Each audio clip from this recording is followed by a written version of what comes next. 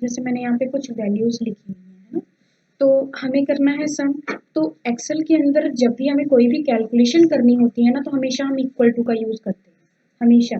अगर हम एक्सेल के अंदर इक्वल टू का यूज ना करें तो फिर एक्सेल को पता नहीं चलता कि आप कैलकुलेशन करने वाले हैं। जैसे ये छोटी सी वैल्यू है, इसको देख के ही पता चल रहा है कि इसका आंसर 3 आ जाएगा, है ना। लेकिन अगर यहाँ पे कोई बड़ी सी वैल्यू होती, जैसे मैंने यहाँ पे लिख दिया 456, देन प्लस यहाँ पे मैंने कह दिया 12, तो यहाँ पे थोड़ा सा हमें कैलकुलेशन करना पड़ेगा, है ना। हाथ से जोड़ेंगे तो हमें पता चल जाएगा कि हाँ प्लस इतना आने वाला है। लेकिन सपोज मुझे प्लस यहाँ पे चाहिए, तो मैं यहाँ पे इक्वल टू लगाऊंगी, ठीक है। इक्वल टू लगा लिया मैंने, उसके बाद यहाँ पे लिख लिया 456 प्लस 12, ठीक है, ये चीज समझ में आ गई। उसके बाद मैंने फिर इक्वल टू लगा लिया, फिर मैंने यहाँ पे लिख लिया 2 प्लस 3, ठीक है, 5 आ गया। अच्छा, जैसे मैंने यहाँ पे वैल्यूज का यूज किया ना, जैसे यहाँ पे मैं वैल्यूज का यूज कर रही हूँ, उसी तरीके से हम सेल का नेम भी यूज कर सकते हैं।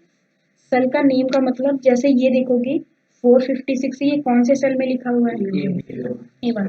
तो मैंने यहाँ पे लिख दिया A1 सेल को प्लस कर दो B1 के साथ, B1, ठीक है।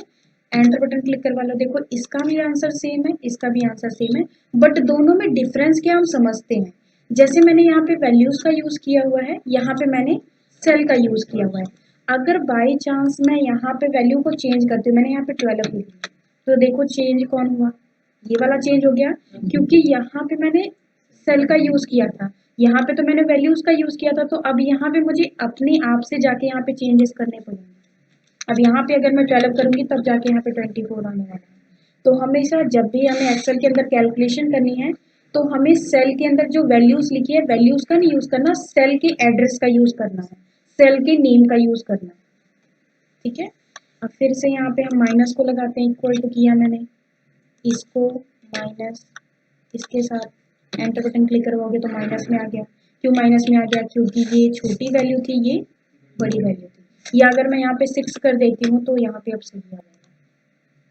फिर इसी तरीके से मल्टीप्लाई करना है, इक्वल टू लगाओ, ठीक है। ये वाला सेल ले लो, ठीक है। देखो मैं एक तो सेल को सिलेक्ट करके ले रही हूँ, एक सेल का आप नेम भी दे सकते हो। मैंने A3 दे दिया, अपने आप लिख दिया A3, तो उसको पता चल गया A3 सेल कहाँ पे है, ठीक है। उसके बाद अब मल्टीप्लाई करना है, तो यहाँ पे आप जाओगे तो यहाँ पे सारे सिंबल बने हुए हैं, प्लस का, माइनस का, मल्टीप्लाई, डिवाइड बाई। तो मुझे मल्टीप्लाई करना, तो ये मल्टीप्लाई सिंबल को क्लिक करवा दूँगी, स्टार का मतलब है मल्टीप्लाई, ठीक है। अब जिस भी सेल के साथ करना, जैसे मुझे 6 के साथ करना, सिलेक्ट करवा लो, एंटर बटन क्लिक करवा दोगे तो मल्टीप्लाई हो जाएगा। अब अगर यहाँ पे मैं कोई वैल्यू चेंज करती हूँ, जैसे मैंने यहाँ पे कर लिया 2, तो ऑटोमेटिक यहाँ पे चेंज होने वाला है आंसर के अंदर। इधर भी मैंने अगर कर लिया 5, तो इसके अंदर ऑटोमेटिक चेंज होने वाला है। समझ में आई बात। फिर मैंने यहाँ पे लिखा, इक्वल टू लगाया, इस वाले से माइनस करवा दिया इस वाले वैल्यू, ठीक है। फिर इक्वल टू लगाया, डिवाइड बाई करना है, मैंने कह दिया 60 को डिवाइड बाई करना है इस वाले के साथ, तो यहाँ पे डिवाइड बाई कर दूंगा, ठीक है। यहाँ पे अगर मैं कोई छोटी वैल्यू लिखती हूँ, जैसे मैंने लिख दिया 8, यहाँ पे मैंने लिख दिया 2, तो आप देख सकते हो डिवाइड बाई हो गया। बात समझ में आ रही है, ठीक है। अब देखो जहाँ जहाँ पे मैंने वैल्यूज लिखी हुई है, फॉर्मूले बार में देखो वैल्यूज दिख रही है ना वैल्यूज, और जहाँ पे मैंने फॉर्मूला लगाया देखो वहाँ पे फॉर्मूला दिख रहा है। देखो यहाँ पे मैंने फॉर्मूला लगाया, तो ऊपर देखो यहाँ नेम बॉक्स में, फॉर्मूले बॉक्स में हमें फॉर्मूला दिख रहा है। अच्छा, बाई चांस मुझे फॉर्मूले के अंदर एडिटिंग करनी है, कि यहाँ पे मुझे एक सेल का और यूज करना है, जैसे यहाँ पे A1 का यूज है, B1 का यूज है, मुझे C1 का भी यूज करना है। तो दो तरीके हैं। पहला तरीका तो यहाँ पे हम ऐसे कर्सर रख के प्लस का निशान लगा के C1 लिख देंगे तो यूज हो जाएगा, ठीक है। दूसरा तरीका ये है कि हम यहीं पे रखेंगे कर्सर, और यहाँ पे एडिट बटन F2 बटन को ऐसे क्लिक करवा देंगे ना, तो देखो यहाँ पे फॉर्मूला आता है। अब यहाँ से कुछ भी हटाना तो आप हटा सकते हो, बैक स्पेस बटन क्लिक करके मैंने हटा दिया, A1 लिख दिया, फिर प्लस करवा दिया C1 के साथ, अब इस चीज को प्लस करवा दिया इस चीज के साथ, एंटर बटन क्लिक करवा दोगे तो सामने बात समझ में आई। हमें एक्सेल के अंदर कैसे फॉर्मूला एंट्री करनी है। प्लस का समझ में आ गया, प्लस कैसे करना है, माइनस का समझ में आ गया, मल्टीप्लाई का समझ में आ गया, डिवाइड बाई का समझ में आ गया, ठीक है, डिवाइड बाई का। अब हम देख लेते हैं रेज टू पावर का कैसे करना है, ठीक है। रेज टू पावर का, जैसे सपोज करना मैं यहाँ पे कोई वैल्यू लिख लूँ, जैसे मुझे यहाँ पे 2 लिख लिया मैंने, यहाँ पे 3 लिख लिया, ठीक है। अब मुझे 2 के पावर 3 निकालनी है, तो हम यहाँ पे पहले तो इक्वल टू लगाएंगे, ठीक है। अब 2 यहाँ इस सेल में लिखा, तो इस सेल को ऐसे सिलेक्ट करवा देंगे। अब यहाँ पे हमें वो कैपिंग वाला कैरेक्टर लगाना है, कह लो ऑपरेटर लगाना है। तो वो जो कैपिंग का ऑपरेटर होता है हमें यहाँ पे 6 बटन पे मिल जाता है, ठीक है। अगर मैं ऐसे प्रेस करती हूँ तो यहाँ पे 6 लिखा जाएगा, ठीक है। लेकिन शिफ्ट के साथ लिखूंगी, मैंने शिफ्ट बटन को प्रेस करके ये कैप को क्लिक करवाया तो कैप लग जाएगा। जब लग गया तो किसके साथ करना है स्केयर, मैंने कह दिया 3 के साथ, यहाँ पे पावर निकल दिया। बात समझ में आई, ठीक है। इस तरीके से हम किसी के भी पावर निकाल सकते हैं। यहाँ पे मैंने अगर लिख लिया 3, ठीक है, तो 3 के पावर 3 निकल जाएगा, ठीक है। बात समझ में आई है सभी को। अब हम एक प्रैक्टिकल लेते हैं, उस प्रैक्टिकल में इस चीज़ को और अच्छे से समझते हैं, ठीक है। सबसे पहले हम मार्कशीट कैलकुलेट करना समझते हैं कि हम मार्कशीट कैसे कैलकुलेट करेंगे, ठीक है। फॉर्मूला एंट्री करना तो पता लग गया, हम फॉर्मूले की एंट्री कैसे करेंगे। सेल को सिलेक्ट करेंगे, जो भी हमें ऑपरेटर का यूज़ करके फॉर्मूला कैलकुलेट करना हम कैलकुलेट कर लेंगे। प्लस करना है, माइनस करना, मल्टीप्लाई करना, डिवाइड करना है, रेज़ टू पावर निकालनी है, ठीक है। चलो फिर एक न्यू शीट में आते हैं। हम यहाँ पे एक मार्कशीट बनाते हैं, ठीक है। देखो मार्कशीट में सबसे पहले तो हेडिंग होनी चाहिए। सबसे पहले मैंने यहाँ पे लिख लिया सीरियल नंबर, ठीक है। अब सीरियल नंबर हम 10 बना लेते हैं। मैंने यहाँ पे लिखा 1, यहाँ पे लिखा 2, ठीक है। दोनों को सिलेक्ट करवाया, फिर मैंने ड्रैग करवाया, ठीक है। उसके बाद हम यहाँ पे नेम भी लिख लेते हैं, ठीक है। अब यहाँ पे मैंने नेम लिखा हो तो आप स्टूडेंट नेम भी लिख सकते हो। मैंने नेम लिख लिया, आप ये भी लिख सकते हो कि स्टूडेंट का नेम है, ठीक है। मैंने यहाँ पे नेम लिख लिया,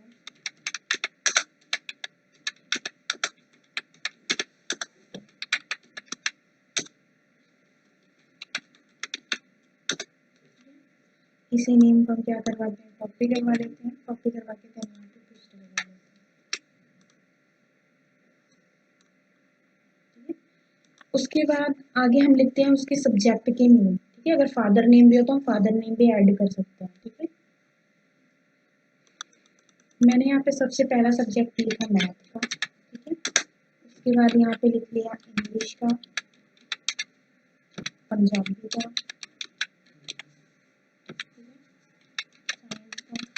ठीक है। एक लिख लेते हैं हम हिंदी। उसके बाद यहाँ पे लिखेंगे टोटल, ठीक है। उसके बाद यहाँ पे लिखेंगे हम परसेंटेज। उसकी परसेंटेज भी कैसे कैलकुलेट करनी है वो भी हम लिखेंगे, ठीक है।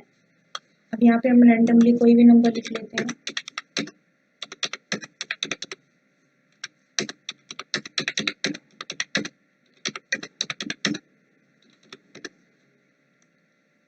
इस चीज़ को कॉपी करवा के मैंने हिंदी वाले में भेज दिया।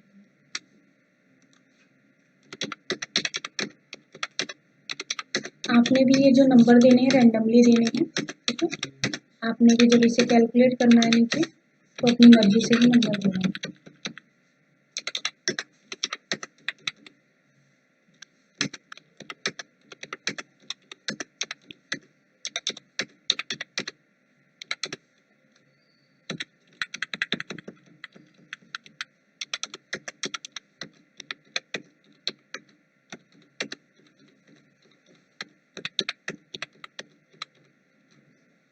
ठीक है। अच्छा अब यहाँ पे मुझे टोटल निकालना है। टोटल किसका निकालना है, इन सभी का मुझे यहाँ पे टोटल चाहिए। तो हम क्या करेंगे, यहाँ पे कैसे टोटल कैलकुलेट करें। सबसे पहले क्या करना चाहिए,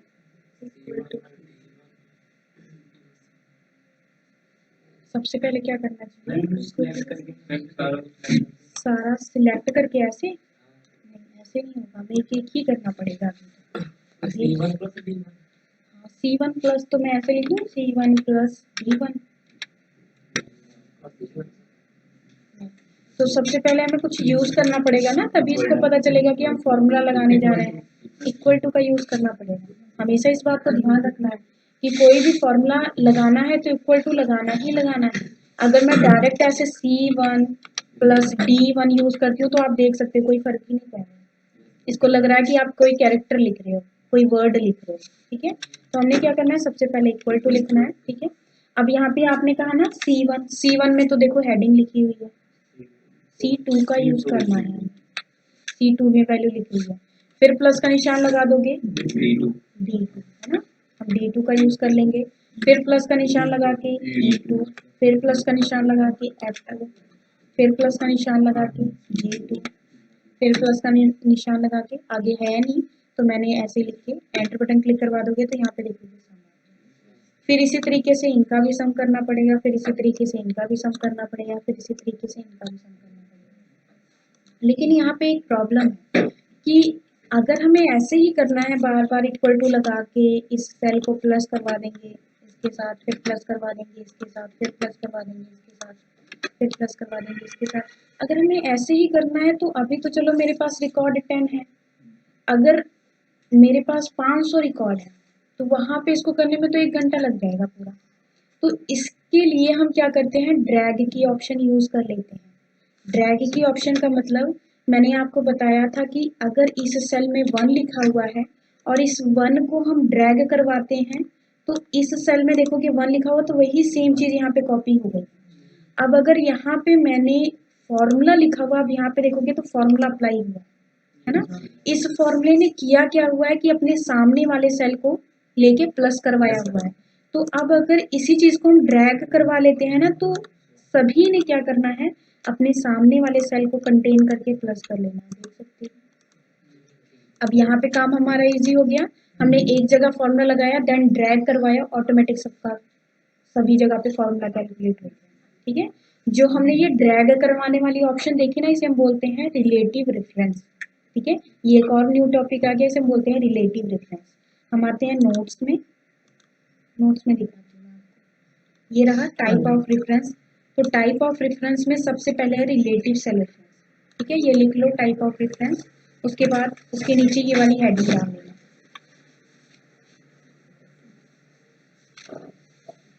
लिखा हुआ ना type of cell reference. Reference का मतलब होता है एड्रेस, सेल का मतलब जो हमारे सेल का नेम होता है।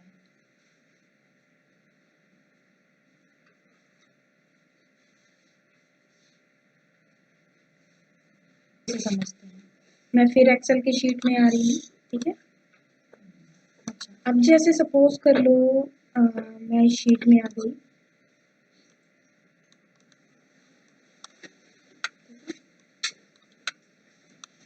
जैसे सपोज मैंने इक्वल टू यहाँ पे लगाया, इस सेल को प्लस करवाया इस वाले सेल के साथ। ठीक है, देखो यहाँ पे तो प्लस हो गया। अब यहाँ पे अगर देखते हो तो यहाँ पे 12 लिखा हुआ है, यहाँ इस सेल में भी 12 लिखा हुआ है, लेकिन इस सेल में देखेंगे तो फॉर्मूला लगा हुआ है। ठीक है, मैंने क्या किया, इसी फॉर्मूले को कॉपी करवाया, कॉपी करवा के अगर मैं यहाँ पे पेस्ट करती हूँ तो आंसर क्या आने वाला है, इस फॉर्मूले को मैंने कॉपी करवा लिया, कॉपी करवा के मैं चाहती हूँ इस वाले सेल में पेस्ट करवाना है, तो अगर मैं पेस्ट करवाती हूँ तो आंसर क्या आएगा, कौन कौन कहता है सेम आएगा, अलग आएगा कि सेम आएगा, अलग आएगा। करके देखते हैं, मैंने कंट्रोल V किया, देखो यहाँ पे कितना आया 12। क्यों 12 आ गया, क्योंकि इसने क्या किया था, अपने आगे वाले सेल को कंटेन किया था, इसी चीज को मैंने कॉपी करवाया तो यहाँ पे देखोगे इसने भी अपने आगे वाले सेल को कंटेन कर लिया। अब अगर इसी चीज को मैं कॉपी करवा के यहाँ पे पेस्ट करवाती हूँ तो यहाँ पे बताओ कितना आंसर आने वाला है, मैं कंट्रोल V करती हूँ, देखो यहाँ पे तो 0 आ गया। ये 0 क्यों आया, क्योंकि इसने क्या किया हुआ है, अपने ही आगे वाले सेल को कंटेन किया हुआ है। अब यहाँ पे अगर मैं वैल्यू लिखती हूँ तब जाके यहाँ पे आएगा। बात समझ में आ रही है, यहाँ पे इतनी बात समझने वाली है कि जो चीज हमें फॉर्मूले बॉक्स में दिखती है वो चीज कॉपी होती है। जैसे यहाँ पे देखो फॉर्मूले बॉक्स में नंबर दिख रहा है, अब इस चीज को मैं कॉपी करवाऊंगी तो यहाँ पे पेस्ट करवाऊंगी, देखो नंबर ही पेस्ट हो गया। बट यहाँ पे हम देखते हैं तो यहाँ पे फॉर्मूला लगा हुआ है। अब फॉर्मूले ने किया क्या हुआ है कि अपने फ्रंट वाले 2 सेल का प्लस करवाया हुआ है। तो इस चीज को अगर हम कॉपी करवा के किसी भी जगह पे पेस्ट करते हैं, जैसे मैंने यहाँ पे पेस्ट करवा लिया परसेंटेज की जगह पे कंट्रोल V, तो यहाँ पे आंसर क्या आने वाला है, इन दोनों का प्लस आ जाएगा। मैं कंट्रोल V करती हूँ, देखो इन दोनों का प्लस आ गया। बात समझ में आ रही है, ठीक है, और समझते हैं इस सब चीज को अच्छी तरीके से। फिर हम इस शीट में आ गए।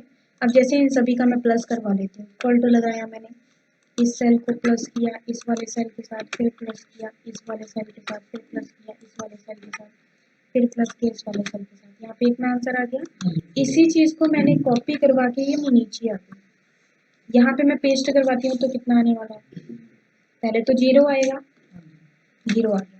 इसने कौन कौन से सेल का यूज किया है, अपने ऊपर वाले सभी सेल का यूज किया है, ठीक है। अब अगर इन सभी सेल पे मैं कुछ भी नंबर लिख देती हूँ तो उन सभी का प्लस हो जाने वाला है। बात समझ में आती है, इसे ही हम बोलते हैं रिलेटिव सेल रेफरेंस। जो मेरे रिलेटिव ने किया सेम काम मैं भी करूँ। बात समझ में आई, ठीक है। हम कोई चीज भी अगर फॉर्मूला लगे हुए सेल को कॉपी करके पेस्ट करवाते हैं तो वो उसका फॉर्मूला कॉपी होके आता है। बात समझ में आ रही है। इसीलिए जब हमने मार्कशीट में ड्रैग करवाया था तो इसने क्या किया था, अपने सामने वाले सेल को कंटेन किया, तो इसने भी अपने सामने वाले, इसने भी अपने सामने वाले, इसने भी अपने सामने वाले। बात समझ में आ रही है, इस चीज को हम बोलते हैं रिलेटिव सेल रेफरेंस, ठीक है। तो टोटल निकालना तो पता लग गया सभी को। अब हम बात करते हैं परसेंटेज की, हम परसेंटेज कैसे निकालेंगे, ठीक है। परसेंटेज निकालने का किसी को फॉर्मूला पता है, कैसे निकालते हैं परसेंटेज? अगर नहीं पता है तो लिख लो, ठीक है। पहले लिख लो इक्वल टू ऑब्टेन्ड मार्क्स, पहले इक्वल टू फिर ऑब्टेन्ड मार्क्स, ये मैं यहाँ पे लिखने वाली हूँ,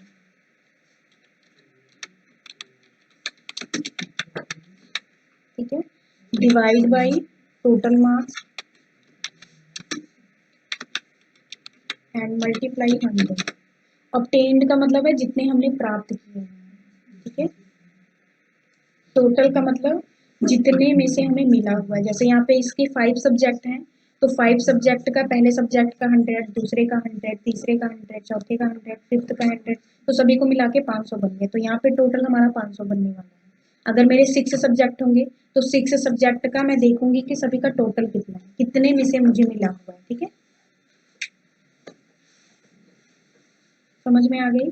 तो अब यहाँ पे हमारा ऑब्टेन्ड मार्क्स कौन सा है, 331 हमारा ऑब्टेन्ड मार्क्स है, तो हमने इसको ले लिया। फिर यहाँ पे हम डिवाइड बाई का निशान लगाएंगे, फिर मैंने यहाँ पे लिख लिया 500। 500 का मतलब हमारा टोटल, अगर 6 सब्जेक्ट होते तो हम यहाँ पे 600 लिखते, 7 होते तो 700 लिखते, या जितना उनका टोटल होता है उसको प्लस करवा के लिखते। जैसे सपोज कर लो यहाँ पे मैथ को 80 में से दिया हुआ है, आउट ऑफ 80 दिया हुआ है, इंग्लिश में भी आउट ऑफ 80 है, इसमें भी आउट ऑफ 80 है, इसमें भी आउट ऑफ 80 है, तो सभी 80 को हम प्लस करवा लेते हैं, जितने भी 580 होती है सभी को प्लस करवा के हमारा टोटल मार्क्स निकल जाता है। उसके बाद प्लस करवा लिया 100 के साथ, तो यहाँ पे देखोगे परसेंटेज निकल के आती है, ठीक है। अब फिर इसी चीज़ को हम ड्रैग करवा लेते हैं तो हमारा परसेंटेज निकल के आ जाएगा। यहाँ पे देखोगे परसेंटेज आ गई, यहाँ पे परसेंटेज, यहाँ पे परसेंटेज, सभी का आप देख सकते हो परसेंटेज निकल के आ गया। बात समझ में आई। इस ड्रैग करवाने वाली ऑप्शन को एक तरीके से और यूज कर सकते हैं, कंट्रोल डी का भी यूज कर सकते हैं, फिल डाउन का। जैसे मैंने इन सभी को डिलीट करवा लिया, डिलीट करवाने के बाद ऐसे सिलेक्ट करवा लिया, सिलेक्ट करवाने के बाद कंट्रोल बटन को होल्ड करके ये डी वाला बटन प्रेस किया तो देखो नीचे सभी वही चीज कैलकुलेट हो जाने वाला है। चाहे ड्रैग करवा लो चाहे कंट्रोल डी के ऑप्शन यूज कर लो। कंट्रोल डी का मतलब होता है फिल डाउन करवाना, ठीक है। समझ में आ गया। तो इसी तरीके से आप लोगों ने मार्कशीट कैलकुलेट कर लेनी है। क्लियर है सभी को। तो हम दूसरा प्रैक्टिकल देखते हैं। दूसरे के लिए हम एक न्यू शीट में आ जाते हैं। अब यहाँ पे हम बनाते हैं स्टॉक समरी, ठीक है। स्टॉक समरी का मतलब है कि मैं किसी शॉप पे गई, ठीक है, उस शॉप पे मैंने काफ़ी सारे सामान खरीदे, समझ रहे हो। मैं किसी शॉप पे गई, उस शॉप पे जाके मैंने काफ़ी सारे सामान खरीद लिए, तो उस सामान का मुझे टोटल करना है कि टोटल सामान कितना मेरे पास आया, कितना मुझे पैसे देने हैं टोटल, या उन सभी का पूरी टोटल अमाउंट कितनी बन रही है, या उस पर जीएसटी कितनी लग रही है, जीएसटी को प्लस करके टोटल अमाउंट कितनी बनने वाली है, वो सारा कुछ हम यहाँ पे कैलकुलेट करना सकते हैं, ठीक है। तो सबसे पहले यहाँ पे लिख दिया मैंने बिल नंबर, ठीक है। बिल नंबर भी लिख सकते हो, सीरियल नंबर भी लिख सकते हो। अगर आपके पास बिल है अलग अलग का अलग अलग आप बिल लिख सकते हो, अगर सीरियल नंबर लिखना है तो आप सीरियल नंबर भी लिख सकते हो। सीरियल नंबर का मतलब है कि 1 2 3 4 इतने सामान मैंने खरीदे। बिल नंबर का मतलब है एक प्रोडक्ट के लिए एक बिल जनरेट हुआ, फिर दूसरा, फिर तीसरा, फिर चौथा। तो हम इस तरीके से भी कैलकुलेट कर सकते हैं। दूसरा हम यहाँ पे लिखने वाले हैं, मैंने यहाँ पे बिल नंबर पहले लिख लेती हूँ, मैंने 101 लिख लिया, 102 लिख लिया, ठीक है। देन दोनों को सिलेक्ट करवा के ड्रैग करवा लिया। मैं यहाँ पे 5 ही बनाने वाली हूँ, ठीक है। हम यहाँ पे 5 ही बना लेते हैं, आप लोगों ने नीचे 10 बना लेना है, ठीक है। अब यहाँ पे हम लिखते हैं आइटम, ठीक है। आइटम का मतलब जो हमने खरीदा, ठीक है। तो मैंने यहाँ पे जैसे लिख दिया, मैंने प्रोजेक्टर खरीदा हुआ है, ठीक है। माउस परचेज कर लिया मैंने, ठीक है। कीबोर्ड परचेज कर लिया, ठीक है। प्रिंटर परचेज कर लिया, ठीक है। उसके बाद एक चीज़ और, हम मॉनिटर परचेज कर लेते हैं। आपने भी ऐसे किसी भी प्रोडक्ट का नेम लिख देना, ठीक है। इसके बाद अब यहाँ हम यहाँ पे लिखते हैं प्राइस। प्राइस का मतलब है एक का प्राइस कितना है। जैसे एक मैंने प्रोजेक्टर खरीदा तो एक प्रोजेक्टर का प्राइस कितना है, ठीक है। तो मैंने यहाँ पे लिख दिया, सपोज एक प्रोजेक्टर हमें मिल रहा है 10,000, ठीक है। उसके बाद माउस हमें मिल रहा है 450 का, कीबोर्ड मिल रहा है 500 का, ठीक है। प्रिंटर मिल रहा है 5,000 का, ठीक है। मॉनिटर हमें मिल रहा है 4500 का, ठीक है। समझ में आ रही है। अब यहाँ पे हम लिखते हैं क्वांटिटी। क्वांटिटी का मतलब मैंने कितना खरीदा, ठीक है। मैंने यहाँ पे लिख दिया क्वांटिटी। यहाँ पे जैसे प्रोजेक्टर मैंने 1 खरीद लिया, माउस मैंने 5 खरीद लिया, कीबोर्ड मैंने 6 ले लिया, प्रिंटर मैंने 2 ले लिया, ठीक है। मॉनिटर मैंने 4 ले लिया। बात समझ में आ रही है। अब मुझे यहाँ पे निकालना है टोटल, या कह लो अमाउंट, ठीक है। अब यहाँ पे मुझे अमाउंट निकालनी है टोटल, कि टोटल अमाउंट कितनी होगी। जैसे हम किसी शॉप पे चले जाएं, वहाँ पे हमें बताया जाए कि आपने अगर एक पेंसिल लेनी है तो उसके पीछे आपको 5 रुपए देने पड़ेंगे। तो आपने 10 पेंसिल खरीद ली तो कितना हो जाएगा। आप किसी शॉप पे गए, आपको एक पेंसिल 5 रुपए की मिल रही है, तो आपने 10 पेंसिल परचेज कर ली, कितना देना पड़ेगा। कैसे पता चला, मल्टीप्लाई किया। तो सेम चीज़ यहाँ पे है, एक प्रोजेक्टर की कीमत यहाँ पे 10,000 रुपये है, हमने यहाँ पे 1 खरीदा, तो हम भी यहाँ पे क्या करेंगे, मल्टीप्लाई कर लेंगे, इक्वल टू लगाएंगे, इस वाले सेल को मल्टीप्लाई कर लेंगे इस वाले सेल के साथ, एंटर बटन क्लिक करवा देंगे, बस इसी चीज़ को ड्रैग करवा लेंगे। तो यहाँ पे आप देख सकते हो सभी चीज़ का निकल के आ गया। अगर इन सभी चीज़ का मुझे टोटल चाहिए तो हम यहाँ नीचे कर लेंगे लास्ट में, इक्वल टू लगा के इसका प्लस इसके साथ, देन प्लस इसके साथ, देन प्लस इसके साथ, देन इसके साथ, हमें यहाँ पे टोटल पता चल जाएगा, हमें इतने पैसे देने पड़ेंगे टोटल। बात समझ में आई कैसे मैंने कैलकुलेट किया। अब यहाँ पे हम निकालते हैं CGST और SGST। पहले तो हमें पता होना चाहिए GST का मतलब क्या है। हम जितना भी सामान खरीदते हैं, यूज़ करते हैं या सेल करते हैं, सभी पे GST लगेगी, ठीक है। तो एक CGST होती है, एक SGST होती है। C का मतलब है सेंट्रल को जाएगा, S का मतलब है स्टेट को जाएगा, दोनों को बराबर GST ही जाता है, ठीक है। जैसे किसी सामान को 5% GST लगेगी, जैसे मैं मॉनिटर लेके आ रही हूँ तो उस पर 5% GST लगी हुई है, तो हाफ CGST हाफ सेंट्रल को जाएगा और हाफ स्टेट को जाएगा, ठीक है। तो मैं भी क्या करती हूँ, यहाँ पे लिख लेती हूँ CGST, ठीक है। मैंने यहाँ पे लिख लिया 9%, इसके साथ मैं 9% इसलिए लिख रही हूँ ताकि मुझे याद रहे, ठीक है। फिर मैंने यहाँ पे लिख लिया SGST, यहाँ पे लिख लिया मैंने 9%, ठीक है। यहाँ पे हम निकालेंगे पेपर, ठीक है। अगर आपको कोई बोल दे कि आपने 1,000 का 10% निकालना है तो आप कैसे निकालेंगे। कोई 1,000 का 10% निकाल के दिखाए, कैसे हम निकालेंगे 1,000 का 10%।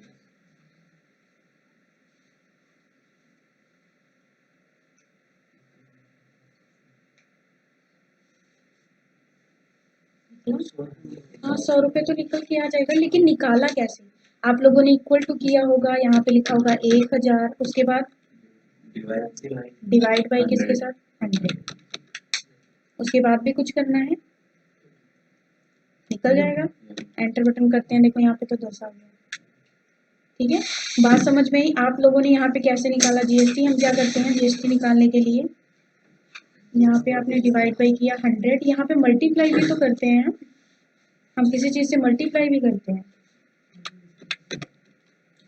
हम निकला 100, यहाँ पे 10 निकला, हम यहाँ पे 10 के साथ मल्टीप्लाई भी करते हैं। 10 के साथ क्यों मल्टीप्लाई करते हैं, क्योंकि यहाँ पे हमारा 10% था हमारा। बात समझ में आई। जैसे किसी ने क्या किया 5% निकालो जी, तो हम यहाँ पे क्या करेंगे, इक्वल टू लेंगे, ये हमारा 1000 तो मैंने 1000 लिखा, 1000 को मल्टीप्लाई करवाएंगे पहले 5 के साथ, देन डिवाइड बाई करवाएंगे 100 के साथ, तो यहाँ पे निकल के आ जाएगा। ठीक है, अब अगर हमें एक्सेल के अंदर यूज करना है तो ये जो हमने डिवाइड बाई 100 किया ना, ये डिवाइड बाई 100 करने की जरूरत नहीं होती है। जब हम किसी भी सेल के साथ ये परसेंटेज लिख देते हैं तो ऑटोमेटिक इस वैल्यू का मतलब है कि 5 के डिवाइड बाई में 100 लिखा हुआ है। अगर मैं यहाँ पे 5 लिख देती हूँ, सपोज मैंने यहाँ पे ओनली 5 लिखा, तो ये हमारा ओनली 5 है। मैं इसको इरेज करती हूँ, यहाँ पे परसेंटेज की फॉर्मेटिंग लिख दिया, पहले जनरल करती हूँ, मैंने यहाँ पे लिख दिया 5, तो ये हमारा 5 है। अब अगर यहाँ पे मैं इक्वल टू लगा के इसको मल्टीप्लाई करती हूँ इसके साथ, तो ये 5 गुना हो जाएगा, ये जो 1000 है ये 5 गुना हो जाएगा। लेकिन अगर इसके पीछे मैं परसेंटेज लिख देती हूँ, मैंने यहाँ पे परसेंटेज वाला सिंबल लगा दिया। परसेंटेज सिंबल कैसे लगाया, शिफ्ट बटन को प्रेस करके ये 5 वाले बटन प्रेस किया, शिफ्ट बटन प्रेस एंड 5 वाला, तो अब देखो यहाँ पे परसेंटेज निकल के आ गया। ठीक है, यहाँ पे मैं आपको ये समझाना चाहती हूँ कि हमने तो परसेंटेज ऐसे कैलकुलेट किया डिवाइड बाई करके 100, लेकिन एक्सेल के अंदर कैलकुलेट करना है तो हम जस्ट उस नंबर के पीछे परसेंटेज वाला सिंबल लगा देंगे, बस इक्वल टू लगाएंगे, यहाँ पे इक्वल टू लगाएंगे, इस वाले सेल को लेंगे मल्टीप्लाई करेंगे इस वाले सेल के साथ, तो यहाँ पे निकल के आ जाएगा परसेंटेज। या हम ऐसे भी कर सकते हैं, यहाँ पे हम लिख देंगे 5%, एंटर बटन क्लिक करवाएंगे तो यहाँ पे निकल के आ जाएगा। समझ में आई बात सभी को?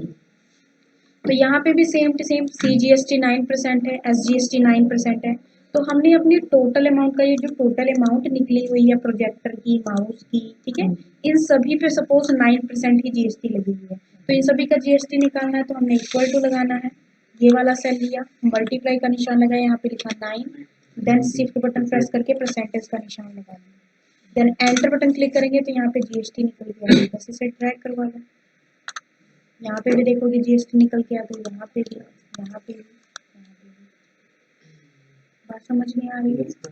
फिर उसके बाद यहाँ पे हम करते हैं इक्वल टू लगाते हैं, इसको मल्टीप्लाई करेंगे 9% के साथ। अब दोनों का GST अमाउंट सेम है तो GST भी सेम निकल के आने वाली है, उसको भी 9%, उसको भी 9%। ठीक है, फिर हम इसको ट्रैक करवा लेंगे। अब यहाँ पे देखोगे दोनों का सेम निकल के आ गया।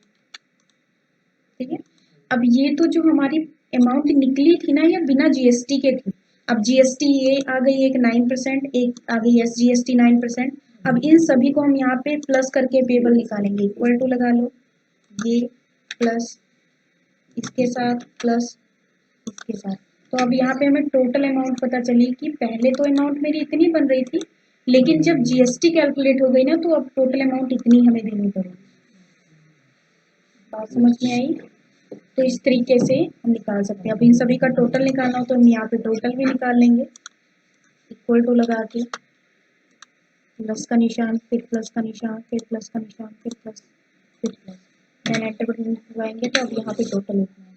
GST के बिना हमें इतना देना पड़ रहा था, लेकिन GST को इंक्लूड करके हमें इतना देना पड़ेगा।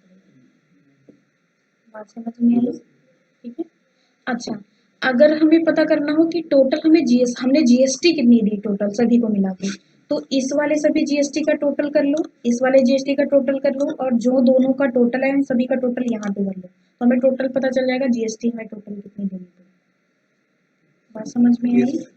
ठीक है, तो आप लोग ने बनाया हुआ है 10